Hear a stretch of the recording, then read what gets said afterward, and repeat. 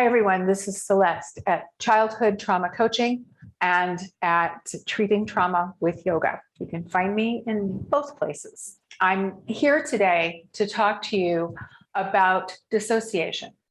And what I want to say is that, it can be very frustrating when you don't recognize, you don't know what's going on, and you dissociate, and then you come back to yourself 10 minutes, an hour later, whatever, and you're like, oh my God, I don't even know what happened during that period of time. It can be very scary, and it can certainly be embarrassing. I will tell you my own story of that was when I was in my 300-hour teacher training. We would do lecture, and my instructor would get up and talk about whatever the subject was that she wanted us to learn.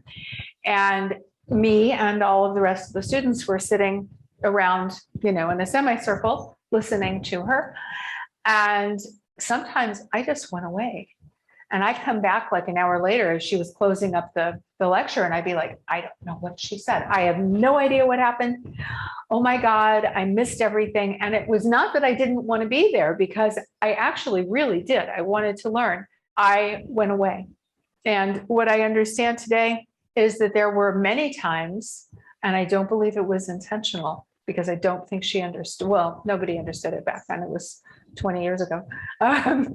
People didn't talk about childhood trauma really back then. We talked about CPTS. We talked about PTSD, because PTSD was, the guys that had gone to war and, been in firefights and all of that stuff. That wasn't little kids. We didn't talk about that. And so while I knew that my family was crazy, I didn't realize how it had affected me, and I didn't understand that I had been traumatized. And so I just tell you that because that happened regularly, and I was very embarrassed, and I couldn't go up to her and say, I don't know what you said, because I dissociated. I was gone.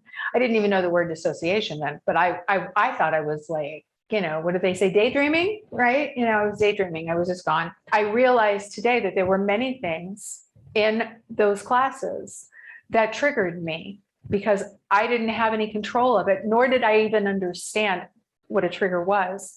Today, it's different. And now I know when I'm being triggered, because I can tell in my body what's happening. But when we were kids, what I know about childhood trauma is, especially when we're young, we don't have a lot in the way of tools for getting away from what it is that's scaring us. We didn't have any way to get away from or stop what was happening. Sometimes what we did is we fell asleep on purpose in the middle of a family argument because we couldn't handle it. I know for a fact that children do that. Sometimes we just go away, and you can call it daydreaming, and people do. And often kids get in trouble for doing that. But it is, in my opinion, your nervous system's way of taking care of you and of keeping you safe. If we hadn't had dissociation as a tool, we probably would have gone crazy. And I believe that's probably what happens to people who end up with emotional disorders from living with family trauma, is they didn't have much in the way of choices. And for whatever reason, dissociation wasn't an option. It's a coping mechanism, and it kept us safe. So we can thank ourselves for being that and doing that, because it did keep us safe. It kept our minds safe, and probably have, in certain instances, kept our bodies safe too, because if we were dissociated, we were the fly on the wall. People didn't really notice us much. What we need to be able to do is gently lead ourselves out of the place where we feel helpless into a place where we feel more embodied. When we become more present in our bodies, and when we find agency again for taking care of ourselves, for being able to speak up and say, this is not acceptable for me, I need to walk away, or we need to end this conversation, or just bye, whatever it is we need to do. When we create agency for ourselves, and we can shift the script and change what's happening in our lives, we do not need to dissociate anymore. And we can slowly and gently lead ourselves to a better place, so that we can speak up and do what really needs to be done to take care of ourselves as an adult and as the child that's still within us, right? Because those feelings are going to come up. So there's hope for us. I guess that's what I want to say. Dissociation is not a life sentence. We can come out of this, but know that it is our body trying to save us, our mind trying, our nervous system trying to save us, body, mind, spirit is trying to take care of us.